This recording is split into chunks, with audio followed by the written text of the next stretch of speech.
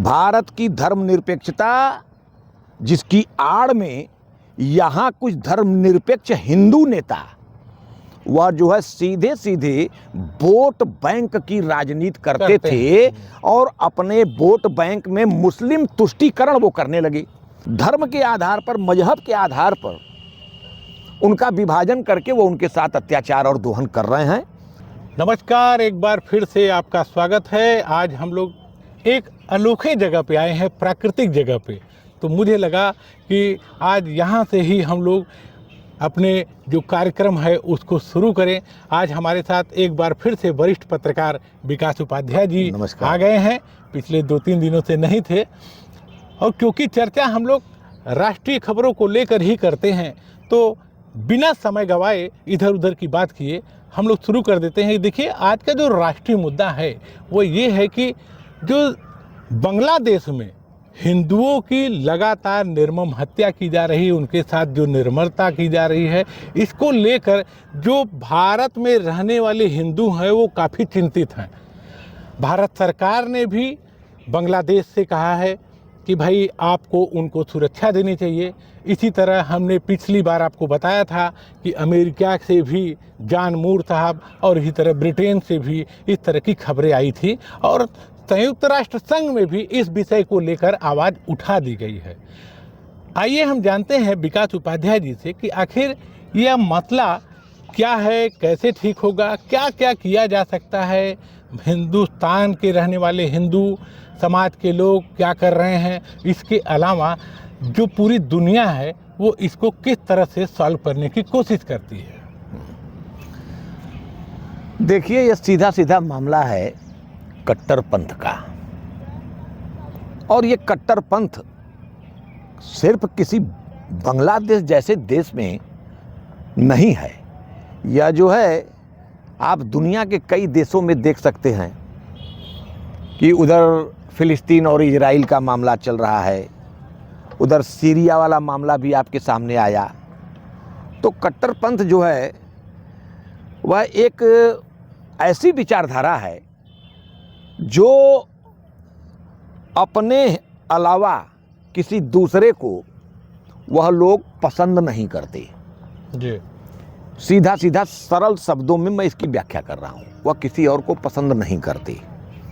इसलिए बांग्लादेश में जो हिंदू हैं वह हिंदू बांग्लादेश के कट्टरपंथियों को फूटी आंख भी नहीं सुहा रहे हैं। उन्हें यह लगता है कि बांग्लादेश उनका है और बांग्लादेश के ही वो नागरिक हैं जो वहाँ के हिंदू हैं, लेकिन उन्हें लगता है कि ये यहाँ के नागरिक नहीं हैं, न ही यहाँ के संसाधन पर इनका कोई अधिकार है, और न ही यहाँ पर जो है नौकरियों में, न यहाँ की संपत्ति पर, न यहाँ की प्रॉपर्टी पर इनके रीति रिवाज, धर्म, आचार विचार ये सब अलग हैं। इनकी पूजा पद्धति अलग है। तो इनकी पूजा पद्धति अलग है तो ये हमसे एकदम अलग हैं। धर्म के आधार पर, मजहब के आधार पर उनका विभाजन करके वो उनके साथ अत्याचार और दोहन कर रहे हैं। और उनके अंदर जो मजहब का चश्मा लगा है कट्टरपंथियों के ऊपर, उनकी आंखों पर, उनके ऊपर जो मजहब का ये जो चश्मा लगा दिया गया है, उस चश्मे से ही वो उनको देख रहे हैं। इसलिए वहाँ पर जो है हिंदुओं का घर उनको निकाल कर बाहर उनका घर जला दिया जा रहा है। जो कमज़ोर हिंदू हैं उन्हें भगा करके उनकी संपत्ति पर, उनके मकान पर कब्जा कर लिया जा रहा है। इस प्रकार से जो वहाँ पर उनके कट्टरपंथियों के इस आचरण का प्रतिकार कर रहे हैं, तो उनके प्रतिकार का परिणाम ये है कि ये जो है वहाँ एक कट्टरपंथियों का जो समूह है वह बड़ी भीड़ के रूप में ऐसे हिंदू परिवारों पर हमला कर रहे हैं, यहाँ तक कि उनकी हत्याएं भी कर दे रहे हैं। लेकिन जो मामला था विकास जी, क्योंकि वहाँ पे आरक्षण के मामले को लेकर ये बात शुरू हुई, उसके बाद शेख हसीना को उनके पद से हटाए जाने तक, उसके बाद उनको देश छोड़ने तक, ये सब चीज़ें, घटनाएं तो एक दूसरे विषय की तरफ जा रही, लेकिन फिर वो हिंदू के तरफ या वहाँ के अल्पसंख्यक के ऊपर हमला करने की क्या ज़रूरत है, ये तो बात समझ में नहीं आ रही। असल में आप इसको इस तरह समझिए कि देखिए, शेख हसीना जी और खालिदा जिया, वहाँ दो प्रकार से दो महिलाएं हैं। शेख हसीना का जो झुकाव है वो भारत के तरफ ज़्यादा रहा है। शेख हसीना जो है थोड़ा लिबरल हैं। तो लिबरल हैं, वो धर्मनिरपेक्षता के आधार पर जो है बांग्लादेश को चलाना चाहती है। लेकिन खालिदा जिया वाली जो पार्टी है, जो उनके संगठन के जुड़े हुए सब हैं, उसमें ज़्यादातर कट्टरपंथी हैं। तो वो कट्टरपंथियों की एक विचारधारा है, वह शुरुआत चाहे किसी बहाने से करें। जैसे आरक्षण का मामला आप बता रहे हैं, आरक्षण सिर्फ एक बहाना था, वहाँ बहाना था। आरक्षण की आड़ से उद्देश्य था हिंदुओं के पलायन तक, हिंदुओं पर हमला करना, हिंदुओं का उनकी संपत्ति को लूटना, उनको मारना पीटना, जला देना, उनकी हत्याएं कर देना। ये उसके आरक्षण की आड़ में मूल उद्देश्य कट्टरपंथियों का ये था। कट्टरपंथी जहाँ कहीं भी हैं, वो गैर धर्म के लोगों को वो अपने से नहीं जोड़ते हैं। वह उनको जो है अपने मजहबी चश्मे से जब देखते हैं तो उन्हें अलग पाते हैं। और इसीलिए उनके अंदर यह बात, उनके दिमाग में बात भरी गई है। उनके रहन सहन, उनकी पद्धति, उनका जो अपना परिवेश है, उनका जो संस्कृति है, उनकी संस्कृति में एक कॉमन बात ये आती है कि वह इसे कतई स्वीकार नहीं करते कि गैर मजहब का आदमी हमारे साथ, हम उसको अंगीकार कर लें और उसका धर्म सुरक्षित रहे और उसे हम संरक्षित करके उसे रहने दें। ये कट्टरपंथियों की विचारधारा में कहीं शामिल नहीं है। लेकिन भारत में रहने वाले जो लोग हैं, पहली बार यह आंदोलन कर रहे हैं। जैसा कि आप देखे होंगे, दुनिया के किसी भी मुल्क में मुसलमानों के प्रति कहीं भी यातना या कोई भी चीज़ें होती हैं तो दुनिया भर के मुसलमान एक होकर उस तरफ मुंह करके और हुआ करना शुरू करते हैं। ये आपने देखा होगा। ये पहली बार हो रहा है कि भारत जैसे देश से बाहर बांग्लादेश में हिंदुओं के प्रति इस तरह की कट्टरता हो रही है।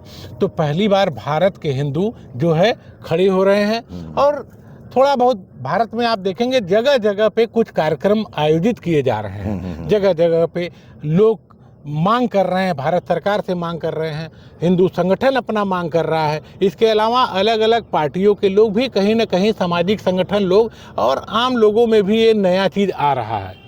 और इससे जो है कहीं ना कहीं एक दबाव पूरी दुनिया पे पड़ रहा है कि भाई दुनिया में कहीं भी हिंदू हैं, उनका केवल एक ही देश है। सभी ईसाइयों के बहुत सारे देश है, उसी तरह इस्लामिक कंट्री भी आपको लोग कहते हैं 56, 57, 60 है। उसके बचे हुए हिंदुओं के लिए सिर्फ एकमात्र भारत देश है। अन्य सभी ईसाइयों के लिए भी 100 देश मान सकते हैं, 100, 125 देश मान सकते हैं। लेकिन अब हिंदुओं ने यह चिंता पहली बार व्यक्त की। ऐसा क्या कारण है कि ये चिंता बड़े बाद में व्यक्त की? हाँ, भारत में कथित धर्मनिरपेक्ष राजनीति जब से कमजोर हुई है, भारत की धर्मनिरपेक्षता जिसकी आड़ में यहाँ कुछ धर्मनिरपेक्ष हिंदू नेता, वह जो है सीधे सीधे वोट बैंक की राजनीति करते थे और अपने वोट बैंक में मुस्लिम तुष्टीकरण वो करने लगे। और मुस्लिम तुष्टीकरण का परिणाम ये हुआ कि बहुत सी ऐसी बातें थी, जैसे समूह में जिसकी जितनी हिस्सेदारी उसकी उतनी भागीदारी, ये यहाँ नारा लगता है। तो अब इन्होंने देखा कि संख्या किसकी ज़्यादा है, इतना थोक हमको वोट मिल जाएगा, तो उनकी बात, उनकी गलत बात को भी स्वीकार कर लेना, ये कथित धर्मनिरपेक्षता है। और ये हिंदू नेता, जो धर्मनिरपेक्ष हिंदू नेता हैं, उन्होंने इसे जो है अपने राजगद्दी, अपने राज सत्ता का साधन बना लिया कि ये सारी कमियां और विकृतियां जायज़ हैं, बशर्ते हम राजगद्दी पर विराजमान रहें। तो अपने राजगद्दी पर विराजमान होने के लिए या जब धर्मनिरपेक्षता को जब इन्होंने कथित बना दिया, तब एक ऐसी सरकार का उदय हुआ जो इनके कथित धर्मनिरपेक्षता को एकदम पूरी तरह से समाज के अंदर बेनकाब कर दी है। और उसी का परिणाम है कि ये लोग जो है आज कमज़ोर पड़े हैं। और दूसरी चीज़, जिन्हें हम, जो आज मौजूदा लोग हैं जो हिंदुत्व की बात कर रहे हैं, वह लोग क्या कट्टरपंथी हैं? जिन्हें ये धर्मनिरपेक्ष ताकतें कह रहे हैं कि ये कट्टरपंथी सरकार है, ये कट्टरपंथी नहीं है। हम कट्टरपंथियों के आचरण का विरोध कर रहे हैं। हमारे विरोध करने के तरीकों को लेकर के वो मुझे कट्टरपंथी कह दे रहे हैं। अगर मेरे ऊपर जुल्म हो रहा है, मैं सहते जा रहा हूँ, तो मैं लिबरल हिंदू हूँ, हिंदुओं पर बड़ा अत्याचार हुआ। लेकिन कोई हिंदू अगर उठ के कहता है कि देखिए भाई, आप मेरे साथ अत्याचार कर रहे हैं और इसका प्रतिकार मैं करूंगा तो मैं कट्टरपंथी हो गया। कट्टरपंथियों के जुल्म को हम झेलें तब तो हम ठीक हैं, अगर हम उनके कट्टरपंथ का प्रतिकार करें तो हम कट्टरपंथी हैं। यही भारत की धर्मनिरपेक्ष ताकतों ने यहाँ की हिंदू जनता को मानसिक रूप से इस तरह से विकलांग कर दिया, इसी आधार पर।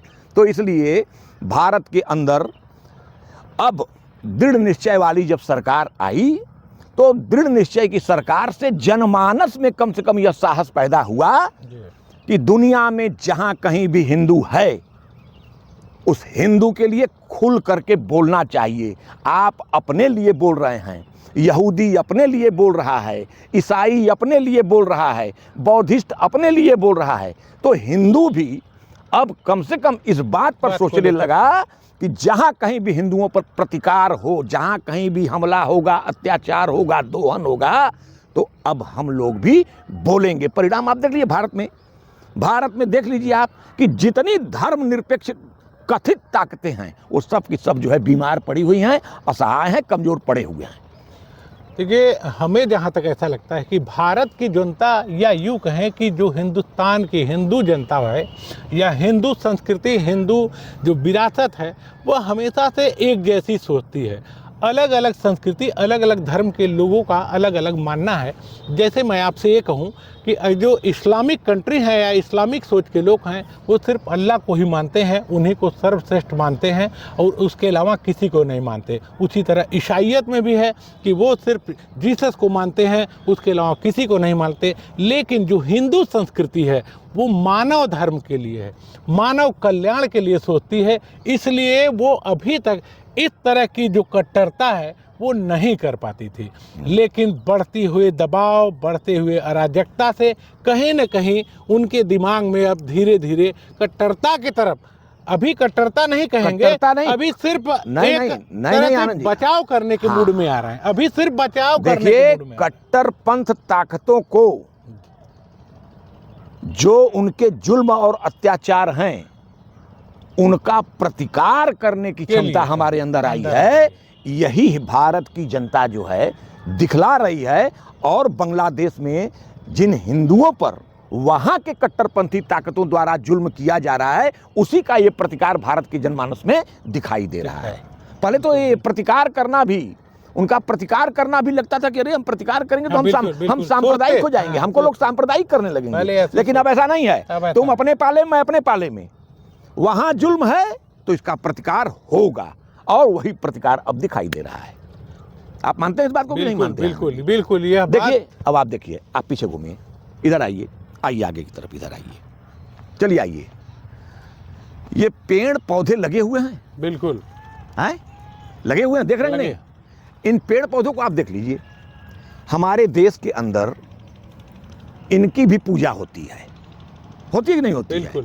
हमारे यहाँ पशुओं की भी पूजा, हमारे यहाँ ये पशु खड़े हैं, पशु हैं, इनकी पूजा होती है। हमारे यहाँ इस धरती की भी पूजा, धरती माता की पूजा होती है, नदियों की पूजा होती है, सूर्यदेव की पूजा होती है, चंद्रमा की पूजा होती है, यहाँ तक कि पक्षियों की पूजा होती है। पक्षीराज गरुड़ हमारे संस्कृति में, हमारे धर्म में, हमारे इतिहास में बताया जाता है। तो हम जीवों पर, जियो और जीने दो, इसके साथ हिंदू जनमानस खड़ा रहा है। और आज भी हिंदू आस्था जीवन को एकदम सात्विक तरीके से जी करके इस प्राकृतिक संरचना में स्वतः मिल जाना, यही है हिंदू धर्म। बिल्कुल बिल्कुल सही बात आपने कही। तो दर्शकों, मैं आपको बता दूं, विकास उपाध्याय जी बहुत अच्छी बातें करते हैं और इन्होंने बड़ी अच्छे तरह से यह बात को आखिरी में जाकर समझा दिया कि हिंदू क्या है। वो हिंदू वो है जिन्होंने बताया कि इन पेड़ पौधों की भी पूजा करता है। हिंदू वो है जो पशु पक्षियों की भी पूजा करता है। हिंदू वो है जो इस धरती की पूजा करता है। हिंदू वो है जो इस वायुमंडल की पूजा करता है, हवा की पूजा करता है, वरुण देव के नाम से इन नदियों की पूजा करता है, पहाड़ों की पूजा करता है। हिंदू पूरी तरह से इस दुनिया में मानवता के लिए एक तरह से मिसाल है, वो कभी भी कट्टर हो ही नहीं सकता। बड़ी अच्छी बात विकास उपाध्याय ने की। चैनल के माध्यम से हम इनको भी धन्यवाद देंगे और आज की इस समीक्षा में इनका हम फिर से धन्यवाद करना चाहेंगे। आपके तरफ से भी धन्यवाद करेंगे। इन्होंने बड़ी अच्छी बात कह के इस समीक्षा को आज यहीं समाप्त कर रहे हैं हम लोग। फिर एक नई समीक्षा में हम लोग मिलेंगे। बहुत बहुत धन्यवाद विकास जी, बहुत बहुत धन्यवाद। बहुत बहुत धन्यवाद, प्रणाम प्रणाम प्रणाम प्रणाम।